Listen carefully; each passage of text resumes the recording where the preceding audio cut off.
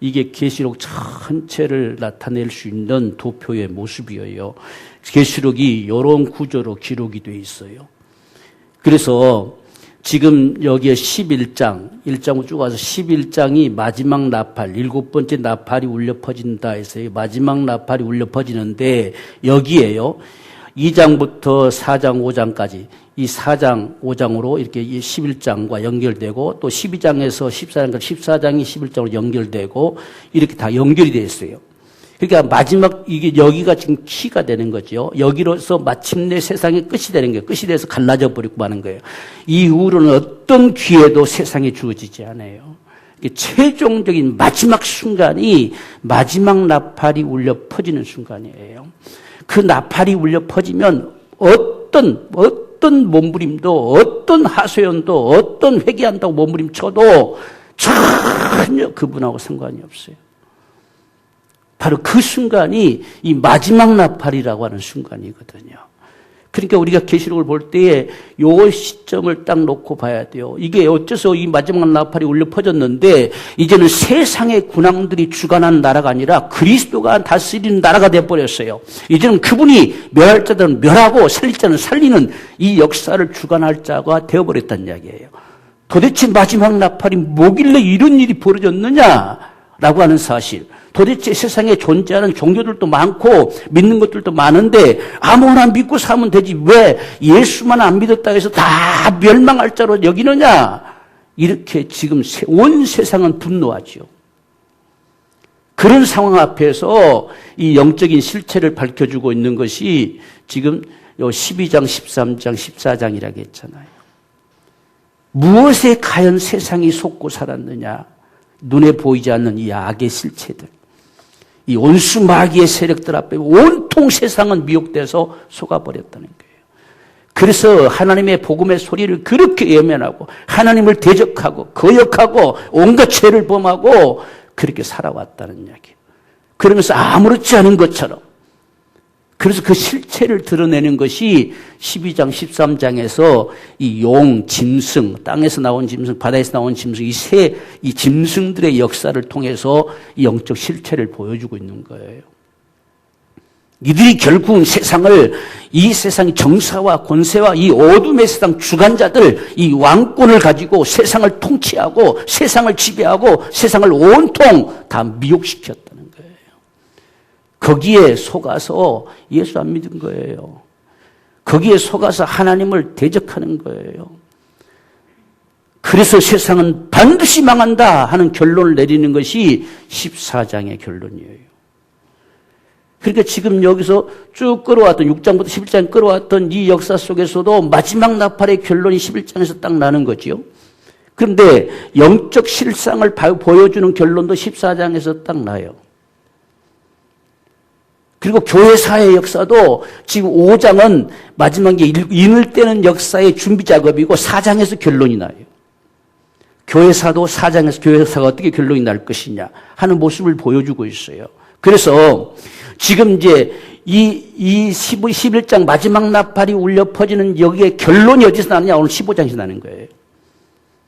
그래서 15장에서 그래서 이런 역사가 벌어지는구나 라고 하는 이 결론처럼 나타나는 게 15장입니다. 그래서 우리가 2장, 3장 교회사의 역사를 보고 4장을 보고 15장을 봐도 연결이 돼요. 그리고 12, 13장, 14장에서 보고 14장을 보고 15장을 봐도 바로 연결이 되고 그리고 11장을 보고 바로 15장을 봐도 연결이 되게 돼 있어요. 이렇게 지금 구조가 기록이 되고 있다는 이야기예요.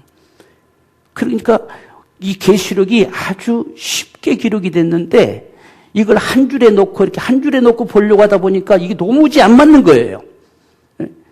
그렇지 않겠습니까? 지금 영적 실상을 밝히고 교회사를 밝히고 세상의 역사의 흐름을 밝히고 그다음에 세상에 하나님 진노를 쏟아붓는 역사들을 밝히고 이렇게 밝혀가는 모습인데 이걸 한 줄에 놓고 보려고 하다 보니까 안 맞는 거지요. 그래서 어렵다는 말을 하게 되는 거예요. 오늘 우리는 이 계시의 말씀의 그 결과 마지막 나팔이 울려 퍼지고 난 다음에 나타나는 결과를 보는 거예요. 이게 오늘 15장에서 기록되어지는 말씀입니다 라고 하는 거예요. 그래서 이것을 우리가 지금 요 마지막 나팔이라는 말을 썼죠. 이것은 사도 바울이 쓴 말이에요. 사도 바울이 고린도서 15장에서 마지막 나팔에 울려 퍼지는 순간에 우리가 그때까지 살아있는 사람들은 호련히 변화되어서 올라갈 것이고 죽은 자들은 부활하여서 주님과 함께 가게 될 것이다. 이 마지막 나팔의 순간을 사도 바울도 이야기하고 이 마지막 나팔이라는 이야기예요. 그 다음에 이제 우리가 계시록에서는 7번째 나팔이 있죠. 이 나팔 우리가 하나님의 경고가 세상에 3분의 1씩 막 때려치는 역사가 나타나는 이 경고의 모습이지요. 이건 주로 사람들을 막 죽이는 것이 아니라 이 자연 만물들을 다 파괴시켜가는 하나님 역사의 이런 모습들을 나타내주고 있지요. 이것은 하나님께서 회개케 하려고. 사람도 3분의 1만 딱 건들죠. 더 이상 안 건들죠. 왜? 하나님께서 돌아오게 하려는 거예요. 그러니까 나팔의 역사는 돌아오게 하는 거. 근데 그 마지막 나팔이 울려 퍼질 때까지 돌이키지 아니한 것은 끝난 거예요. 그 다음에 7 대접의 심판은 돌아오기를 기다리는 것이 아니라 멸망하는 거예요. 멸망의 때예요. 멸망시키는 하나님의 역사예요. 그래서 이 세상 인생들 가운데 주어지는 마지막 기회는 마지막 나팔 울려 퍼지는 순간이에요. 그게 울려 퍼지면 모든 건 끝나는 거예요. 기회가 없어요. 바로 이런 사실에 대해서 성경 15장이 오늘 말씀하고 있다는 이야기예요. 그래서 지금 가운데가 불이 섞인 유리바다가 딱 놓여버렸어요. 그리고 유리바다 저으로 건너가 버린 사람들이 있고 이쪽에 남아있는 사람들이 있어요. 그런데 우리가 불이 섞인 유리바다라고 할 때 보면 지금 위로 올라갔잖아요. 지금 위로 올라갔어요. 그러니까 지금 여기서 쳐다보면 밑에는 불 같은데 위에는 아무렇지 않는 유리로 깔려 있는 것처럼 투명하게 보이니까 그래서 유리바다 같은 이 말을 한 거예요. 이게 위에는 소리 아무렇지 않는데 밑에는 지금 이글이글 불이 막 쏟아질 이런 모습으로 되어 있는 거예요. 그래서 불이 섞인 유리바다다 이렇게 말씀하고 있어요. 한번 우리 그 광경을 볼까요? 이런 모습이 생각하면 됩니다. 지금 요 밑에 불빛이 보이죠? 이렇게 불이 섞여 있는 거예요. 불이 섞여 있고, 이 위에는 유리바다로 쫙 검은 고를 타고 쫙 이렇게 서 있는 거죠. 여기 여러분들이 있는 거 잘 찾아보세요. 여기 여러분 다 서 있어야 돼요. 여기 서 있을 수 없으면 안 되는 거예요. 우리가 마지막 나팔이 울려 퍼지면 요 상황이 벌어질 거란 이야기예요. 우리는 유리바다 위에 선 자가 돼야 돼요. 그때까지 세상에 남아있는 자는 소망이 없어요. 이건 끝난 거예요. 이젠 진멸하는 하나님 역사밖에 없어요. 밑에서 보면 엄청나죠? 막 불이 막 이글이글 타 쏟아부어질 것처럼 이 불돼지 막 쏟아부어질 것처럼 느껴지는 상황인데 위에는 찬양을 하고 검은 고를 타고 있어요. 이게 마지막 나팔이 울려 퍼지면 벌어져 버리는 상황이에요. 그래서 우리가 이런 상황을 두고서 이제 예수님이 마지막 나팔이 울려 퍼질 때에 사도 바울이 이야기했던 것처럼 우리는 공중으로 끌어올려 주님을 만나 뵙게 될 것이고 그리고 세상은 마침내 하나님께서 여기 지금 보면 진노를 쏟아붓기 위해서 준비하고 계시다는 이야기예요. 이 상황이 벌어진다는 이야기예요. 이것을 목격하면서 세상이 분노하는 거예요. 왜 저들만 저렇게 되느냐는 이야기예요. 왜 우린 여기 있냐는 이야기예요. 왜 이걸 위협 속에 우리 놓여져 있느냐. 이 진노 속에 우리 놓여질 수밖에 없느냐. 뭐 때문에 뭘 잘못했다고 이렇게 따져 묻는 소리와 같아요. 그때 하나님 보이신 것이 12장, 13장, 14장에서 보이시는 영적인 세계예요. 그걸 몰랐다는 이야기, 거기에 속았다는 이야기예요. 오늘날 우리도 이 세상을 살면서 거기에 속지 말아야 돼요. 이들은요, 절대로 자신의 모습 가지고 안 나타나요. 세상을 통치하는 건 왕들이잖아요. 군왕들을 통해 나타납니다. 군왕들이 권세는 법에서 나오지요. 제도에서 나오지요. 세상 사람들을 사로잡는 건 문화권이지요. 이런 것들로 다 사람들을 잡는 겁니다. 그래서 우리는 이 사탄의 계략들, 사탄의 미혹들에 속지 말아야 돼요. 오직 주의 말씀을 쫓아갈 수 있는 이게 우리 신앙이 돼야 됩니다. 우리는 다 괜찮다는 생각으로 많이 살아가잖아요. 지금 괜찮은 것 같으니까. 근데 지금은 은혜의 때예요. 지금 하나님이 일일이 쫓아다니면서 막 심판하는 때가 아니에요. 그 심판은 보류되어 있어요. 은혜의 때는 아무것도 괜찮은 때다가 아니라 심판이 보류된 때가 은혜의 때예요. 그걸 우리가 인식해야 됩니다. 지금 괜찮다고 괜찮은 게 아니란 이야기입니다. 반드시 심판의 날이 있어요. 그래서 우리가 은혜의 때는 정말 주의 은혜를 받아야 돼요. 주의 은혜로 살고자 해야 되고. 여러분, 세상은요, 할 수만 있으면 그랬잖아요. 사도 바울이 할 수만 있으면 믿는 사람들을 믿음에서 떠나게 하려고 그래요. 할 수만 있다는 이야기는 온갖 방법을 동원시킨다는 이야기죠. 온갖 방법을 동원시켜요. 별의별 방법을 동원시켜요. 그래서 오늘날 이 이단이라고 하는 사이비들, 이런 거짓 것들, 이것들을 둔갑시켜가지고 뭐 대단한 역사를 이룬 것처럼 이게 미혹시키죠. 근데 우리는 이런 이단들만 우리를 미혹한다고 착각하고 있는 거예요. 그러면서 우리도 알지 못한 사이에 어느샌가 세상의 제도권 속에 다 들어가 버렸어요. 그래서 세상으로 끌려가는 거예요. 이게 여러분, 정사와 권세와 이 세상, 어둠의 세상 주관자들, 그들을 통해 역사하는 게 짐승이에요. 이 원수 마귀의 역사예요. 그러니까 눈에 보이지 않는 이 실체들을 몰랐다는 이야기예요. 여기에 속아서 하나님을 대적하고 하나님을 예면하고 복음을 불순종하고 자기 멋대로 살았다는 이야기죠. 그걸 세상은 전혀 몰랐었습니다. 그리고 세상의 많은 종교들 가운데 한 종교를 선택해서 믿으면 될 것이라고 착각했던 것이죠. 그게 아니었다는 이야기예요. 우리가 하나님께서 보세요. 창세기부터 시작해서 계속 말씀하시는 거, 하나님 외에 다른 신 없어요. 그분만이 창조주시고 그분만이 인생을 지으신 분이에요. 그분 외에 다른 분이 없어요. 그렇게 수천 년을 말씀하셨는데도 들어먹지를 않아요.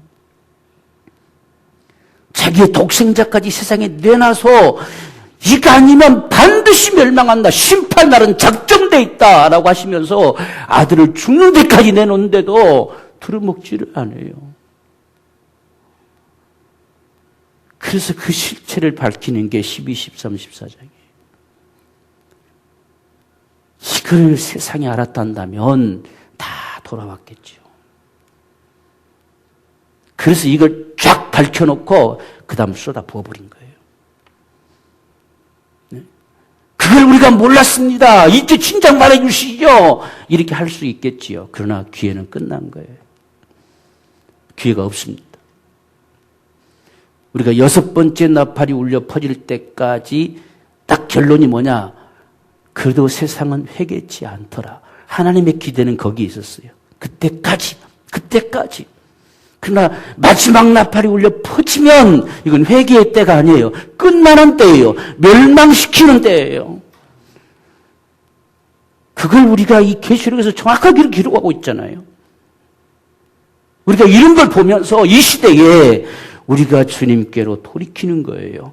회개하고 돌이켜가는 겁니다. 그게 우리가 사는 길이에요. 이런 걸 지금 우리에게 보여주고 있는 겁니다. 그래서 오늘 우리는 우리가 살아가는 이 순간순간들에 우리는 계시록의 말씀을 미리 보고 오늘을 사는 자예요. 지금 우리 때에 이런 종말의 역사가 지금 여기 벌어지고 있지 않잖아요. 이 역사는 앞으로 1년 후에, 2년 후에 아니면 10년 후에 올지는 잘 몰라요. 그렇지만 우리는 반드시 그 사실이 이루어질 것을 미리 보고 오늘을 준비하는 자지요. 그게 훗날 주님 앞에 설 그날을 생각하면서 오늘을 사는 우리의 신앙이에요. 우리는 항상 속지 말아야 될 사실이 지금 괜찮다고 괜찮은 게 아니라는 것. 그리고 하나님의 은혜의 때는 반드시 무조건 봐주고 무조건 괜찮다, 무조건 품어주는 게 아니라 심판이 보류되어 있다는 것. 그래서 오늘 우리가 주님께로 돌이키는 것. 그게 사는 길이지요. 그게 축복이지요. 우린 이것을 두 가지를 오해하지 말아야 돼요. 여러분, 은혜의 때는 뭐가 보류됐다고요? 심판이 보류되어 있는 때예요. 그러니까 그냥 심판의 때를 쓸어버리면 다 살 자가 없잖아요. 그러니까 보류시켜 놓고 살라는 겁니다. 그게 은혜의 때예요. 그래서 독생자를 내놓으셨잖아요. 왜? 심판을 작정하신 그분이 멸망치 않고 영생 얻게 하려고, 영원히 사는 축복을 주시려고 독생자를 내놓으셨어요. 그를 믿어라. 이게 은혜의 때예요. 그래서 우리는 이 사실들을 결코 참 오해하지 말고 착각하지 말아야 된다. 그래서 오늘날 많은 사람들이 이 두 가지 착각 때문에요, 오늘날 신앙생활을 참 제대로 못한 부분들이 많아요. 이 두 가지 착각. 그래서 우리는 계시록은 먼 이야기가 아니라 우리는 미리 보고 오늘을 사는 거예요. 아, 이렇게 살면 이렇게 반드시 망하겠구나. 이렇게 사는 것이 참 우리 사는 길이구나 하는 사실들을 미리 보는 거예요. 미리. 하나님은 미리 보게 하시는 거예요. 왜? 오늘을 살게 하시려고. 그게 오늘 우리가 계시록을 보는 우리 모습이에요. 반드시 이 날이 올 텐데 이 날에 이렇게 되어질 사람들 어떻게 오늘을 결정해야 될 것이냐 하는 것을 말씀하고 있다는 이야기입니다. 그래서 지금 마지막 요 나팔 소리가 울려 퍼지니까 이렇게 갈라져 버릴지요. 지금 여기까지 올 때까지는 설마 할 수 있어요. 그래도 얼마든지 하고 여기까지 올 수 있습니다. 근데 마지막 나팔 울려 퍼지는 순간에는 어떤 것도 통하지 않아요. 끝이 나버렸어요. 이건 어떤 몸부림도 합에 통할 수가 없어요.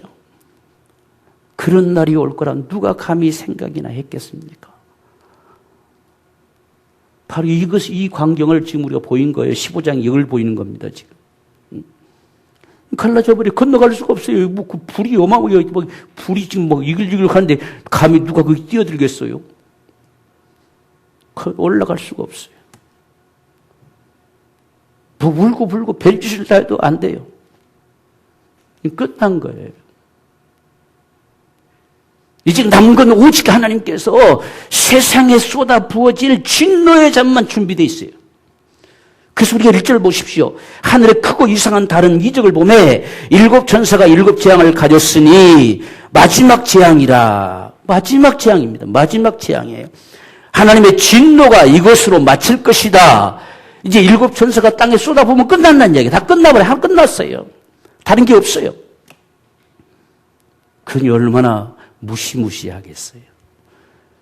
그래서 우리가 그 모습을 좀 보면 잘 안 보이는데 어두워서 지금 여기에 일곱 천사입니다. 하나, 둘, 셋, 넷, 다섯, 여섯, 일곱. 여기 일곱 천사가 쫙 지금 다 끝에 불대접을 들고 지금 내려오잖아요. 쏟아 부어버릴. 세상에 쏟아 부어버릴.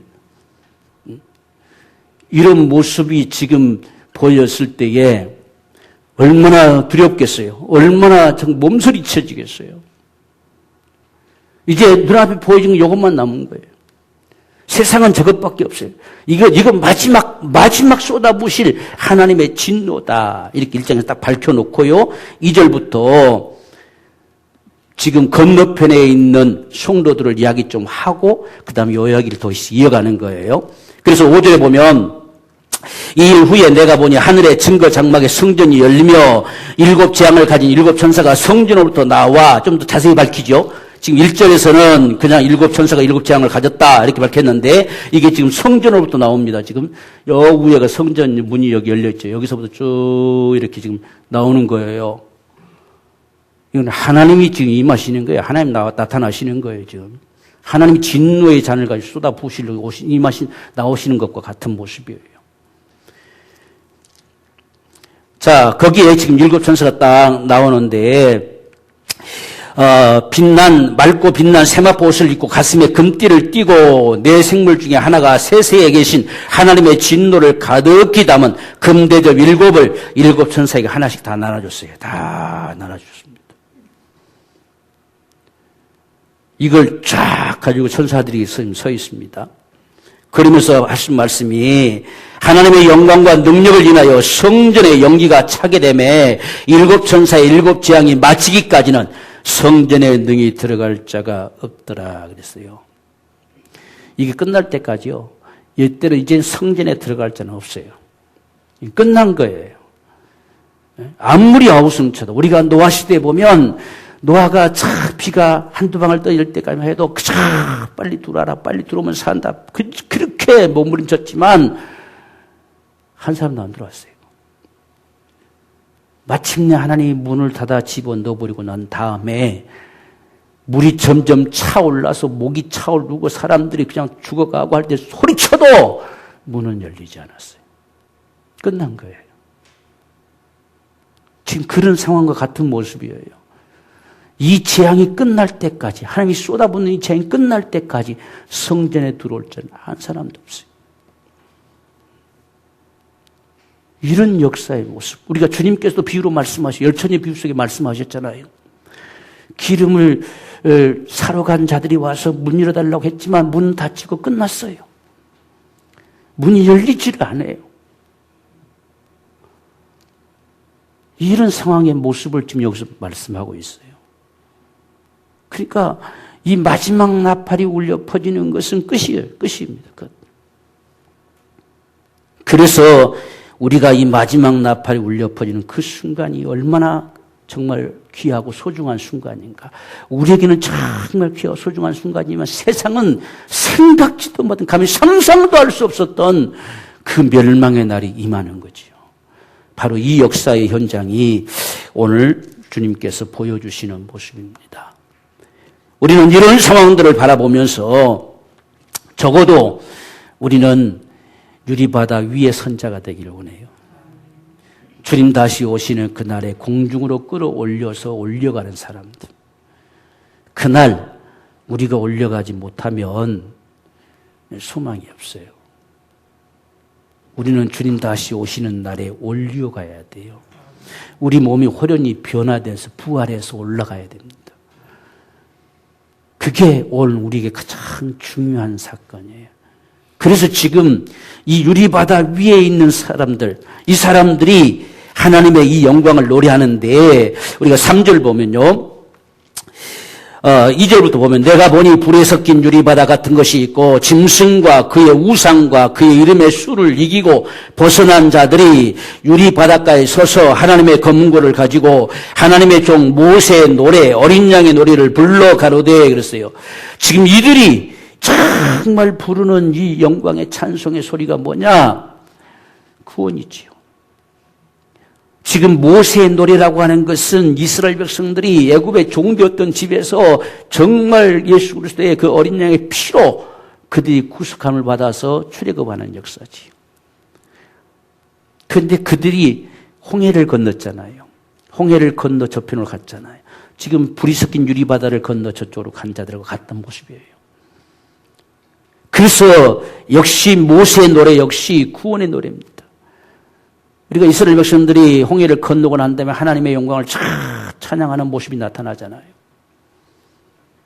그리고 어린 양의 노래 역시 마찬가지죠. 그분이 우리를 구원하셨다고 하는 이 영광의 찬송의 소리가 울려 퍼지는 것. 그런데 중요한 것은요. 찬송은 우리가 세상에 살 동안에는 억지로 부를 수도 있고 그냥 아무 뜻 없이 부를 수도 있고 마지못해 부를 수도 있어요. 근데 이날은 그게 아니겠지요. 이건 그걸 가진 자들만 부를 수 있는 노래예요. 정말 우리를 구원하심이라고 하는 게 어떤 것이었는지 비로소 그 현장을 보게 되는 역사와 같은 거. 지금까지 우리는 믿음으로 그렇지 하면서 나왔는데 마침내 우리가 얻었다고 하는 이 구원의 역사가 어떤 것이 우리에게 나타내주고 가져다주는 역사인가 하는 사실을 보이신 거란 말이에요. 그러니 그들이 어찌 하나님을 찬양하지 않을 수 있어요. 우리를 구원하심이 이것이었습니다. 정말 그분을 노래하고 찬양할 수밖에 없는 것. 이건 구원받은 자들만이 가능한 노래예요. 구원받지 않은 자가 여기 있을 리도 없겠지만 구원받지 않은 자가 여기서 노래할 수가 없지요. 정말 유리바닥 같은 그 위에서 노래할 자 누구냐?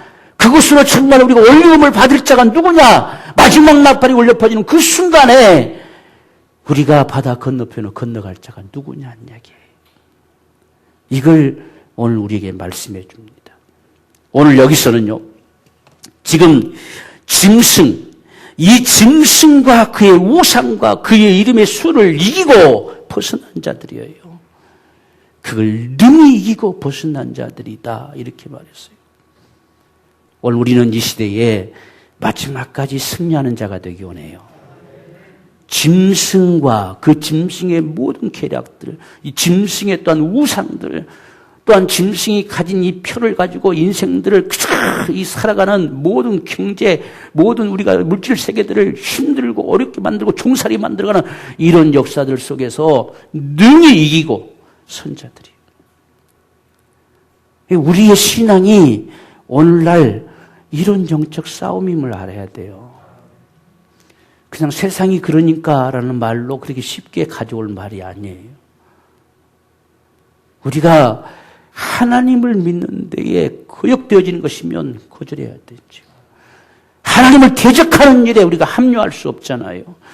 우리가 망하는 길에 함께 설 수가 없잖아요. 이건 설 수가 없어요. 지금 이들은 짐승과 그의 우상과 그의 이름의 수를 능히 이기고 벗어난 자들이에요. 이들이 그 은혜의 영광을 찬미할 수 있어요. 어떻게 보면 눈물을 흘리며 찬양하겠지요. 얼마나 다행이라고 생각됐겠어요. 그때 견디기를, 참아내기를, 인내하기를 너무너무 잘했다. 이런 하나님의 이런 은총, 이런 역사인데 이걸 보는 순간에 어찌 찬양하지 않을 수가 있겠어요. 바로 이런 찬양의 모습이에요. 그래서 우리는 정말 이 시대, 이 코로나 잠깐씩 스쳐가는 것처럼 나타나도 우리가 흔들흔들 거리잖아요. 앞으로 더한 게 나타나면 어찌할까요? 여러분, 이 짐승의 계략들을 우리가 지금 앞에서 봤잖아요. 우리는 이것을 잘 봐야 돼, 잘 알아야 돼요. 이 부분들을. 그래서 이들을 지금 짐승과 그의 우상과 그 이름의 수를 이기고 벗어난 자들이 유리바닷가에 있어서 하나님의 검은고를 가지고 찬양한다는 이야기예요. 이 승리자들의 노래지요. 승리의 개가지요. 정말 그분의 은혜에 감사하지요. 우리에게 이길 힘을 주셔서 능히 승리하게 하신 그 은혜에 감사하지요. 우리에게 이런 구원의 은총을 주심을 감사하지요. 이런 노래가 울려 퍼지는 거. 이게 오늘 우리의 삶이 되기 원한다는 이야기예요. 이게 신앙이지요. 우리가 14장에서도 잘 봤잖아요. 14장에서 우리가 14장 3절에 보면 땅에서 구속함을 얻은 14만 4천 이렇게 기록되고 있어요. 이 땅에 사는 날 동안 반드시 구속함을 입은 자라야 가능해요. 구속함을 입은 자들. 구원받지 못한 자는 한 사람도 거기 있을 자가 없어요. 그래서 이 땅에서 구속함을 입은 14만 4천. 우리는 우리 사는 이 순간순간들에 정말 구원받은 자, 나는 구원받은 자냐 하는 사실에 대해서 우리 스스로가 확신할 수 있어야 돼요. 주님이 내 주님이심을, 정말 날 구원하신 주님이심을 우리가 적어도 이런 고백을 가지고 이 시대를 살아가야 돼요. 땅에서 구속함을 입은 14만 4천이 하나님을 노래해요. 그래서 바로 지금 건너편에 선 저들은 누구길래 감히 우리는 지금 이 엄청난 진노 앞에 놓인 멸망할 수밖에 없는 자들은 저들은 누구냐는 이야기예요. 지금 이걸 밝히는 거예요. 우리는 지금 죽을 지경에 두려움 속에 이 겁나는 상황들 속에 놓여 있는데 저들은 누구길래 이런 상황 속에서 하나님을 찬미하며 찬양하며 그렇게 있느냐. 저들은 누구냐는 이야기예요. 오늘 땅에서 구속함을 입은 14만 4천. 14장에서 똑같은 이야기를 하고 있는 거예요. 14장에서 찬양하는 자들이 누구냐? 땅에서 구속함을 입은 14만 4천이 찬양한다 했잖아요. 바로 이런 모습. 우리는 이 찬양이 지금 오늘 우리 사는 이 시대 가운데 우리에게 있어야 돼요. 지금 오늘 가지고 있을 수 있는 자가 그날 찬양할 수 있는 거지요. 땅에서 구속함을 입은 자다. 이렇게 말씀합니다. 또 4절에서는 이 사람들은 여자로 더불어 더 더럽히지 아니하고 정절을 지키, 믿음의 정절을 주고도 지킨 사람들. 이랬다 저랬다는 자들이 아니야. 믿음의 정절을 지킨 사람들이. 그리고 어린 양이 어디로 인도하든지 따라가는 사람들. 주님의 인도하심을 쫓아서 따라가는 사람들. 주님이 어린 양이 어디로 인도하든지 따라가는 자며 사람 가운데 구속함을 얻어, 역시 여기도 똑같이요. 구속함을 얻어 처음 익은 열매가 됐다는 이야기예요. 구원받은 자. 역시 이들이 하나님을 찬양합니다. 어린 양에게 속한 자들이다 이렇게 했어요. 주님께 속한 사람들. 우리는 주님의 사람들이에요. 주님에 속한 사람들.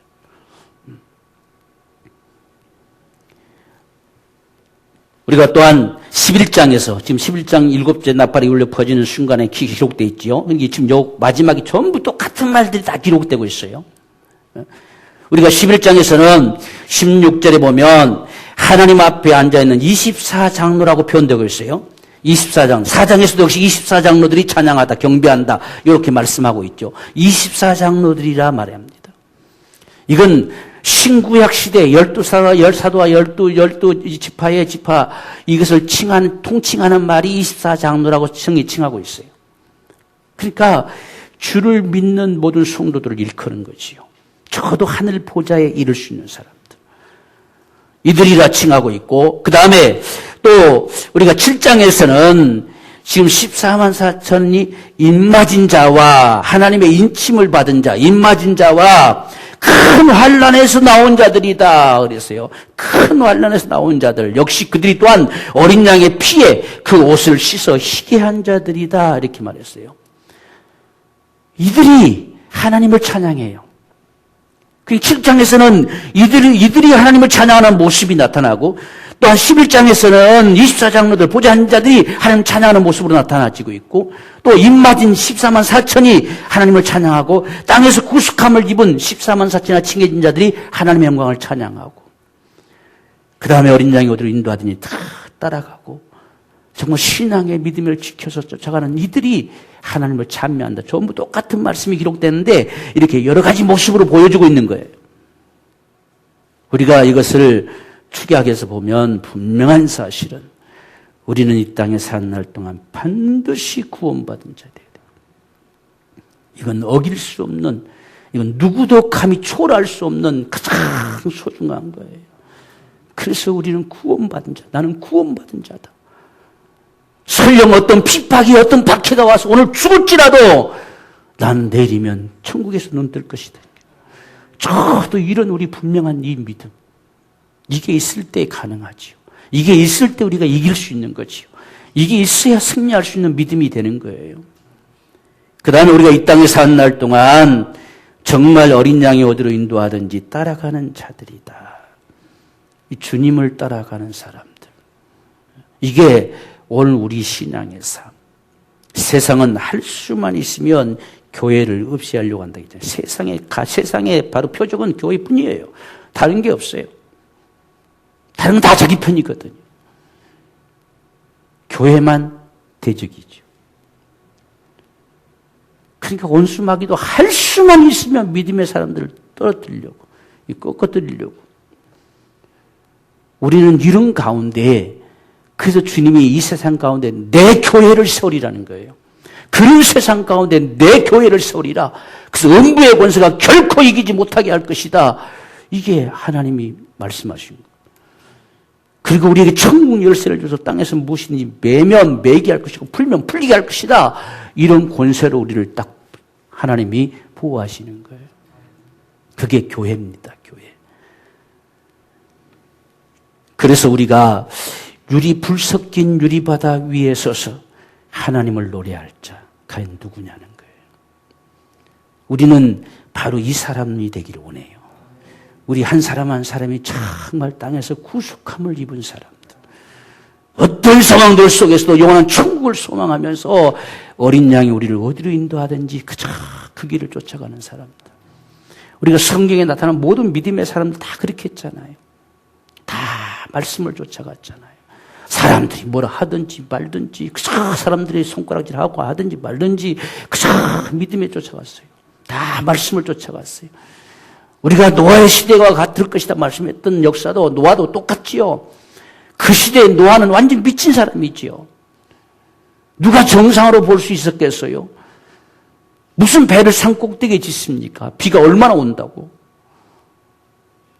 얼마나 이게 누가 봐도 완전 정신 나간 사람이지요. 그런데 그만 옳았어요. 그만 살았다는 이야기예요. 바로 이런 역사의 모습. 오늘 우리가 이 시대를 살면서 이 믿음을 쫓아서 믿음을 지켜 살려고 하기 때문에 몸부림이 필요한 거예요. 이 싸움이 필요한 거예요. 그래서 우리 기도가 필요한 거고. 그렇지 않고 그냥 살려고 하면 뭐 아무것도 필요가 없어요. 예수 안 믿고도 잘 살잖아요. 예수 안 믿고도 아무렇지 않게 잘 산다는 이야기예요. 그래서 우리가 정말 믿음을 지켜서 큰 환난 가운데서 나온 사람들, 어린 양의 피에 그 옷을 씻어 다 맑게 한 사람들, 바로 이런 은총이 오늘 저와 여러분의 축복이 되기를 원합니다. 세상은 반드시 여김없이 멸망을 당할 거예요. 그래서 지금 사도 바울은 보라 지금이 은혜 받을 만한 때요, 지금이 구원의 날이라 했어요. 지금 우리가 지금이라고 하는 것은 지금 사도 바울 때나 지금이나 그럼 그때가 지금은 언제냐 이게 이 뜻이 아니라 지금 우리가 살아있는 이 순간이 은혜의 때란 이야기예요. 지금 이 순간이 구원의 날이고, 그래서 우리는 매 순간순간들마다 하나님의 은혜 받아야 돼요. 정말 그분의 은혜를 받아 살아갈 수 있는 자들 되기를 원합니다. 그래서 늘 우리가 말씀과 기도로 우리 영혼을 부욕해야 돼요. 그것이 우리의 영의 양식과 영의 호흡이라 했잖아요. 우리가 말씀과 기도로 끊임없이 살아갈 때에 우리의 삶이 거룩함이 돼요. 우리가 베드로도 똑같은 말씀을 하십니다. 이 마지막 때에 우리가 어떠한 사람이 되어야 하느냐. 세상은 반드시 불사람이 될 텐데 우리가 어떤 사람들이 되어야 되느냐. 거룩한 행실과 경건함으로 하나님의 날이 임하기를 간절히 바라보고 그걸 소망하면서 살아가는 것. 오늘 저와 여러분들이 우리 삶이 이 거룩한 믿음의 삶이 되기 원합니다. 거룩한 행실. 믿는 자의 행실, 믿는 자의 삶. 이게 성도는 성도의 삶이 있어야 되잖아요. 성도로서 살아가는 삶이 있어야 돼요. 지금 유리바다 위에 서서 노래한다고 하는 건 이건 엄청난 사실이에요. 거기서 노래를 저 찬양을 부를 수 있는 사람들 전 정말 엄청난 축복입니다. 오늘 우리가 그 사람 되기를 원해요. 지금 이들이 노래하는 이 모습들을 한번 보세요. 지금 주 하나님 그 전능하신 이시여 하나시는 일이 크고 기이하도다. 만국의 왕이시여 주의 길이 의롭고 참되시다. 주님은 정말 오르셨다는 이야기입니다. 주의 말씀이 그릇된 게 하나도 없었어요. 반드시 오르셨어요. 그래서 누가 주의 이름을 두려워하지 아니하며 영화롭게 하지 아니하오리까. 감히 누가 하나님을 두려워하지 않고 지멋대로 산 자가 있었겠습니까? 그들은 진멸을 당할 수밖에 없다는 이야기예요. 그게 합당하다는 이야기입니다. 그건 당연하다는 그런 말입니다. 이 하나님의 심판대 앞에서 노래할 수 있는 사람들. 하나님 그건 당연한 것입니다. 오늘날 우리가 세상에서도 괜히 이렇게 거들다가 너나 잘해 그렇잖아요. 너나 잘해 오면 할 말이 없잖아요. 지금 하나님이 땅에 쏟아부을 진노를 준비하고 있는데 그건 당연한 것입니다. 정말 하나님 옳습니다. 잘하시는 것입니다. 이건 하나님의 마땅히 행하실 공이십니다. 이렇게 우리가 노래할 수 있다는 거.